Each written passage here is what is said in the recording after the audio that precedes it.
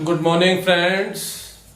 तो फ्रेंड्स आज मैं आपको बताना चाहूंगा कि हमारे जो पीछे HSSC ने कलरक जो टेस्ट हुआ था, कलरक की जो भर्ती हुई थी उसका जो टेस्ट हुआ था उसके ऊपर हमारे पास जो क्वेश्चन मैथमेटिकली जो कुछ एडवांस लेवल के क्वेश्चन पूछे गए थे उन पर हम बातचीत करेंगे और उनमें से मैं कुछ एक क्वेश्चंस के बारे में बताना चाहूंगा आपको। तो उनमें से मेरा पहला क्वेश्चन देखिए ये है कि हमें एक पैरेललोपाइड दिया गया है और उस पैरेललोपाइड का हमें वॉल्यूम निकालना है और उसकी जो किनारे हैं और उनका हमें एक वेक्टर के फॉर्म में लिखा गया है। किनारे जो हैं कोटरमाइनल जो एक्स हैं वो हमें दिए गए हैं वेक्टर ए, वेक्टर बी और वेक्टर सी के रूप में। ठीक है, तो हमें उसकी वॉल्यूम निकालनी है। तो यहाँ पे हमें केवल वॉल्यूम निकालने का फॉर्मूला अप्लाई करना होगा। दूसरा और तीसरा क्वेश्चन जो सेकंड और थर्ड क्वेश्चन है वो हमारे पास जीपी के ऊपर डिपेंड है। जीपी का मतलब होता है ज्योमेट्रिक प्रोग्रेशन। ज्योमेट्रिक प्रोग्रेशन का मतलब होता है, जैसा कि आपने पहले एपी के बारे में सीखा होगा, एपी अर्थमेटिक प्रोग्रेशन, यानी कि 10th क्लास में भी आता है ये। जैसे कि हमारे पास कोई सीक्वेंस दी गई है 2 4 6 8, इस तरह से कोई सीक्वेंस है, तो इस सीक्वेंस को हम एपी कैसे कह सकते हैं कि इसमें कॉमन डिफरेंस है वो समान होना चाहिए। कॉमन डिफरेंस का मतलब क्या हुआ विद्यार्थियों कि A2 में से हम A1 को लेस करेंगे, A3 में से हम A2 को लेस करेंगे, A4 में से A3 को लेस करेंगे, तो वो हमेशा बराबर रहता है, तभी हम कॉमन डिफरेंस को समान कह सकते हैं और समान होगा तो फिर वो एक एपी का रूप ले लेगा। तो यहां पे देखिए अगर A2 में से मैं A1 को लेस करता हूं, देखिए ये A2 और A1 क्या है इनको भी हमें जानना जरूरी है। A1 का मतलब होता है फर्स्ट टर्म, A2 का मतलब होता है सेकंड टर्म, A3 का मतलब थर्ड टर्म और A4 का मतलब होता है फोर्थ टर्म। तो A2 में से मैं A1 को लेस करूं या फिर A3 में से मैं A2 को लेस करूं, ये दोनों अगर बराबर हो तो कॉमन डिफरेंस हमारा समान बन जाएगा और कॉमन डिफरेंस समान हो गया तो हम कह सकते हैं कि ये एक एपी हो जाएगी। जरूरी नहीं है कि आप इनका कॉमन डिफरेंस चेक करें, आप किसी भी नेक्स्ट टर्म में से प्रीवियस टर्म को लेस करके देख लें, अगर वो कॉमन डिफरेंस हर जगह पे समान होता है तो हम कहेंगे कि वो एक एपी होती है। ऐसा ही कुछ जीपी में होता है। जीपी के अंदर कॉमन डिफरेंस के बजाय हमें कॉमन रेशियो देखना होता है।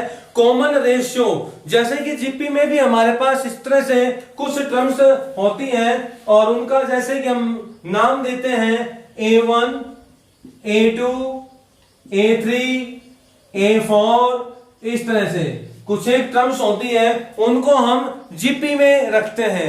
तो यहां से इनका कॉमन जो रेशियो होगा वो बराबर होना चाहिए। रेशियो कॉमन है वो बराबर हो, यानी कि रेशियो का मतलब A2 को हम A1 से भाग करें बराबर हो, A3 को मैं A2 से भाग करता हूं, ये भी बराबर होना चाहिए, और A4 को मैं A3 से भाग करता हूं।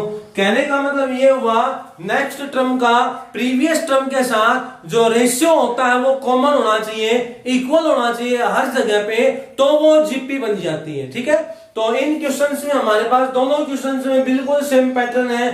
हमें यही दिया गया है कि एक जीपी हमारे पास है और उसमें कुछ टर्म्स हमें गिवन है, जैसे पहली टर्म x जमा 9 है, दूसरी टर्म x माइनस 6 है और तीसरी टर्म है वो 4 दी हुई है। ये तीन टर्म हमें दी हुई है, तो इन तीनों टर्म्स को हमें जीपी में दिया हुआ है और x का मान हमें निकालना है। तो इसके लिए हम क्या करेंगे कि ये जो रेशियो होता है इस रेशियो में ये वैल्यूज हम यहाँ पे रिप्लेस कर देंगे और फिर क्रॉस मल्टीप्लाई करके वैल्यू निकाल सकते हैं। जैसा देखिए A2 अपॉन में A1, A2 की वैल्यू मेरे पास है x माइनस 6, A2 की वैल्यू है x माइनस 6, तो मैं A2 की जगह पे x माइनस 6 रिप्लेस करता हूं, डिवाइड बाई A1 का मतलब हो गया x प्लस 9, A1 का मतलब होता है पहले टर्म, A2 का मतलब होता है दूसरी टर्म और A3 का मतलब होता है third term, is equal to A3 means हो गया 4 डिवाइड बाई A2 यानी x माइनस 6।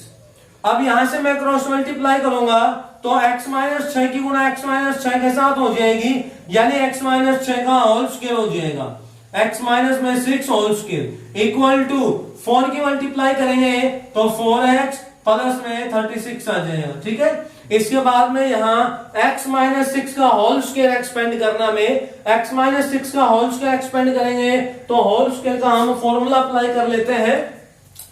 इसको मैं यहाँ पे सॉल्व करता हूं। x माइनस 6 का जो होल स्क्वायर है वहां पे हमें a माइनस बी का होल स्क्वायर एक्सपेंड करना पड़ेगा, यानी a स्क्वायर जमा b स्क्वायर माइनस 2ab। तो यहाँ पे मेरे पास क्या रिजल्ट निकलता है, देखिए x स्क्वायर जमा 6 का स्क्वायर करेंगे तो 36 हो जाएगा और माइनस 2ab यानी कि 2 गुणा में x गुणा में 6 ये आ जाएगा equal to 4x plus 36 equal to 4x plus में 36। तो यहाँ पे देखिए 36 पॉजिटिव ये प्लस का 36 है, इसको मैं राइट साइड में लेके जाऊं तो माइनस का हो जाएगा और इसके साथ कैंसिल हो गया। अब यहाँ पे क्या बच गया, एक्स स्क्वायर माइनस का 12x, ये 4x है, इस 4x को मैं लेफ्ट हैंड साइड में लेके आऊंगा तो नेगेटिव का हो जाएगा और माइनस का 16x हो गया इक्वल टू 0।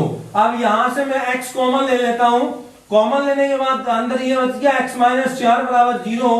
अब इन दोनों की गुणा है वो 0 है, इसका मतलब इन दोनों में से किसी एक को 0 होना पड़ेगा और या तो x 0 होगा या फिर x माइनस 4। x 0 होगा तो x बराबर 0 लिखेंगे और x माइनस 4 0 होगा तो यहां से x की वैल्यू हमारे पास, सॉरी यहाँ x माइनस 4 नहीं आएगा 16 आएगा, यहाँ पे 16 है तो ये यहाँ पे 16 ही रहेगा, दैट इज इक्वल टू 16। तो x की वैल्यू एक तो हमारे पास 16 आ गई और एक x की वैल्यू हमारे पास 0 आ गई। तो हमारे पास जो वैल्यू आई है x की वो 0 और 16 आ गई है। तो हम कह सकते हैं हमारा ऑप्शन ए सही है, 0 और 16। ये ऑप्शन बी गलत है, सी गलत है और डी हमारा गलत ऑप्शन है। तो प्यारे विद्यार्थियों, मैं आपको यहाँ बताना चाहूंगा कि ज्योमेट्रिक प्रोग्रेशन का अगर क्वेश्चन आता है आपका तो आपको इस तरह का एक रेशियो, ये जो रेशियो है इसको हमें ध्यान रखना पड़ेगा। सेकंड टर्म को फर्स्ट टर्म से डिवाइड, थर्ड टर्म को सेकंड टर्म से डिवाइड करें और फिर क्रॉस मल्टीप्लाई कर दीजिए, वहां से आपके पास वैल्यू निकल जाएगी। x की वैल्यू पूछी गई हो या y की पूछी गई हो, कोई भी वैल्यू पूछी गई है वो आपकी डिफाइन हो जाती है, ठीक है। बिल्कुल आपका क्वेश्चन नंबर सेकंड है वो भी इसी पैटर्न के ऊपर डिपेंड करेगा, सेकंड भी इसी के ऊपर है। देखिए क्वेश्चन नंबर सेकंड पे आते हैं। सेकंड जो क्वेश्चन है हमारा, वहां पे भी हमें जो x माइनस 2 है ये a1 हो जाएगा, जो x है ये हमारा a2 और जो x प्लस 3 है ये हमारा a3। ये a1 ये a2 और ये a3 हो गया हमारा, ठीक है। अब वैल्यू पुट करेंगे यहाँ पे तो a2 minus a2 upon a1, a2 का मतलब x हुआ, x को डिवाइड कर देते हैं x माइनस 2 से इक्वल टू a3 यानी x प्लस 3, इसको डिवाइड कर देते हैं a2 x के साथ, क्रॉस मल्टीप्लाई कर लेते हैं। अब यहां से हम क्रॉस मल्टीप्लाई करें तो x की x के साथ मल्टीप्लाई x स्क्वायर होगी इक्वल टू x माइनस 2 की x प्लस 3 के साथ गुणा करेंगे तो x की x के साथ कर दीजिए x स्क्वायर, x की प्लस 3 के साथ तो प्लस का 3x, माइनस 2 की x के साथ माइनस 2x और माइनस का 6, x स्क्वायर से x स्क्वायर कैंसिल हो गया, यहाँ पे बच गया 3x माइनस 2x x। अब 6 को मैं इधर ले आता हूं तो इज इक्वल टू के बाद इधर 6 पॉजिटिव का, that is x is equal to क्या आ गया 6 आ गया। पैटर्न वही है, बिल्कुल सेम, बिल्कुल आसान है। तो x की वैल्यू 6 आई है, ऑप्शन ए आपका सही है, इसी में 6 दिया हुआ है, यहाँ √6 है, यहाँ 0 है, यहाँ -6 है। तो all of these options are wrong, only one option A is correct, that is 6। तो क्वेश्चन आपका ज्यादा डिफिकल्ट या लेंथी नहीं है, बस हमें एक जो छोटा सा फॉर्मूला है वही ध्यान रखना है, ये फॉर्मूला आपका होता है, इसी के ऊपर आपका क्वेश्चन कंप्लीट हुआ। अब हम लास्ट क्वेश्चन की तरफ चलते हैं। हमारा जो अगला क्वेश्चन है वो वॉल्यूम के ऊपर दिया हुआ है। पैरेललोपाइड का हमें वॉल्यूम निकालना है। कैसे निकालते हैं पैरेललोपाइड का वॉल्यूम, देखिए जैसा कि हमारे पास एक रूम होता है, क्यूबॉइड टाइप में एक रूम होता है जिसकी लंबाई चौड़ाई और ऊंचाई होती है, लंबाई चौड़ाई और ऊंचाई होती है किसी भी रूम की। उस रूम को अगर मैं 3 डायमेंशनली अगर कंसिडर करता हूं तो वो एक पैरेललोपाइड हो जाता है। और ये एक वेक्टर में दिया गया है, वेक्टर एक ट्वेल्थ क्लास का टॉपिक होता है वेक्टर। एक ऐसा क्वांटिटी होती है जिसमें मैग्नीट्यूड और डायरेक्शन दोनों होते हैं, उसको हम वेक्टर बोलते हैं। जिसमें मैग्नीट्यूड और डायरेक्शन दोनों होती हैं उसको मैं वेक्टर कह सकता हूं। जैसे कि फोर्स, वेलोसिटी, ये हमारे पास वेक्टर के कुछ एग्जांपल्स। एक्सेलरेशन भी लिख सकता हूं, कुछ एग्जांपल्स बन जाते हैं। ठीक है, तो वेक्टर के ऊपर ये आपको क्वेश्चन दिया गया है और हमें पैरेललोपाइड का वॉल्यूम निकालना है। जैसे कि हमारे पास पैरेललोपाइड एक क्यूबॉइड टाइप में होता है और उसका वॉल्यूम निकालना है, तो हमें यहाँ पे तीन फॉर्म्स दी गई है वेक्टर के। तीनों एक्स दिए गए, एक्स एक्सिस के अलोंग, वाई एक्सिस के अलोंग और जेड एक्सिस के अलोंग जो तीनों एक्स होते हैं वो हमें दिए गए हैं। तो यहां पे हमारे पास वॉल्यूम का फॉर्मूला होता है, डायरेक्ट आपको ये फॉर्मूला लगाना है, वॉल्यूम ऑफ पैरेललोपाइड। इसका जो फॉर्मूला है वो देखिए ये होता है vector A dot vector B cross vector C, और इसका हमें मैग्नीट्यूड लेना है। इसका शॉर्ट फॉर्मूला भी होता है। शॉर्ट फॉर्मूला ये होता है कि हमें डिटरमिनेंट लेना है वेक्टर ए, वेक्टर बी और वेक्टर सी का। ठीक है, इन दोनों तरीकों से हम सोल्व कर सकते हैं। ये तरीका कैसे लगाएंगे, पहले वेक्टर बी और वेक्टर सी की क्रॉस प्रोडक्ट होगी और फिर वेक्टर ए के साथ डॉट प्रोडक्ट होगी और उसके बाद उसका मैग्नीट्यूड यानी मॉडुलस, अगर नेगेटिव टर्म आती है तो पॉजिटिव टर्म होगी। तो ये आपका वॉल्यूम का फॉर्मूला होता है, ये भी लगा सकते हैं। ये आसान रहेगा क्योंकि ये बिल्कुल डायरेक्ट होता है, इसमें केवल हमें डिटरमिनेंट निकालना होगा। यहां पर हमें ज्यादा कैलकुलेट करना पड़ता है। और डिटरमिनेंट कैसे निकालते हैं, देखिए डिटरमिनेंट निकालते हैं तो जो आपको ये तीनों वेक्टर दिए गए हैं इनमें आई कैप, जे कैप और के कैप के गुणांक देखने हैं जो इनके साथ गुणा में आए हुए हैं। जैसे आई कैप के साथ 2 गुणा में आया हुआ है, यहां जे कैप के साथ 1 है, के कैप के साथ -3 है, इसके बाद आई कैप के साथ 1 है, जे कैप के साथ भी 1 है, के कैप के साथ 2 हो जाएगा। इसी तरह वहां पे 1, -2 और 3। ठीक है, अब हमें इसको एक्सपेंड करना होगा। एक्सपेंड करने का तरीका हमारे पास क्या होता है, देखिए डिटरमिनेंट निकालना हमें इसका। ये भी एक 12th का ही टॉपिक है डिटरमिनेंट, एक अलग से टॉपिक आता है डिटरमिनेंट। तो यहां डिटरमिनेंट निकालने के हमारे पास कई मेथड होते हैं, लेकिन मैं आपको सबसे आसान मेथड बताना चाहूंगा। यहां पर आपको फर्स्ट रो, सेकंड रो या थर्ड रो, किसी भी रो से आप इसको एक्सपेंड कर सकते हैं। ये फर्स्ट रो है, ये सेकंड रो है, ये थर्ड रो, किसी भी एक रो से हम इसको एक्सपेंड करके और इसका डिटरमिनेंट निकाल सकते हैं।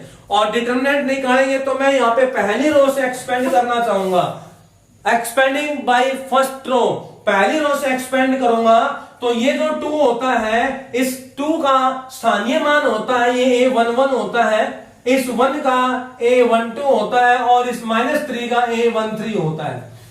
ये A11, A12, A13 ये स्टैंडर्ड फॉर्म की वैल्यूज होती हैं। यानी आपसे पूछा जाए कि A11 का मान क्या है तो 2 होगा, A12 का मान 1 होगा, A13 का मान -3 होगा। पहली रो के अंदर हम एक्सपेंड करना चाह रहे हैं इसलिए मैंने ये लिखा है। अब एक्सपेंड करता हूं तो फर्स्ट एलिमेंट मेरे पास 2 है। अब 2 के सामने जितने भी एलिमेंट है उनको छोड़ दीजिए। 2 के सामने इधर वाले और 2 के सामने इधर वाले। ये पहला एलिमेंट आपका A11 है और ये 2 है, इसके सामने ये एलिमेंट और ये एलिमेंट छोड़ दो। बच गए आपके पास कौन से, ये चारों बच गए। इन चारों की कर दो क्रॉस मल्टीप्लाई। क्रॉस मल्टीप्लाई करें तो 1 की 3 के साथ करें 3 आ जाएगा, बीच में माइनस लगाना है, -2 की 2 के साथ करें तो -4 और एक माइनस ये प्लस का 4 हो जाएगा। ठीक है, अब नेक्स्ट एलिमेंट हमारा होता है 1। अब 1 के साथ आपको कैसा निशान लेना है ये आपका यहाँ पे जो स्टैंडर्ड मान होता है ये डिसाइड करेगा। 1 2 यानी 1 और 2 का आपको सम करके देखना होता है। अगर 1 और 2 का सम ओड आ जाता है तो निशान चेंज कर दीजिए, अगर इवन आता है तो जैसा निशान है वैसा का वैसा रखिए। यहाँ पे 1 और 2 का हम ऐड करेंगे। देखिए ये आई और जे का रिलेशन होता है, यहाँ पे आई प्लस जे, और अगर ये दोनों इवन आ जाते हैं तो नो चेंज और i प्लस जे अगर ऑड आ जाते हैं तो यहाँ पे निशान चेंज करना पड़ता है। यहाँ पे हमें चेंज करना पड़ेगा, इवन में कोई चेंजमेंट नहीं होता है। तो जैसे 1 1 था, 1 1 1 1 1 प्लस में 1 2 आ गया, 2 इवन हो गया, तो कोई साइन चेंज नहीं होगा। जैसा 2 है वैसा वैसा लिखूं। यहाँ 1 2 यानी 3 आ गया, जोड़ेंगे तो 3 हो गया। ऑड है तो आपको -1 लेना पड़ेगा। अब यहाँ पे देखिए, इस 1 के सामने के एलिमेंट आपको छोड़ देने हैं।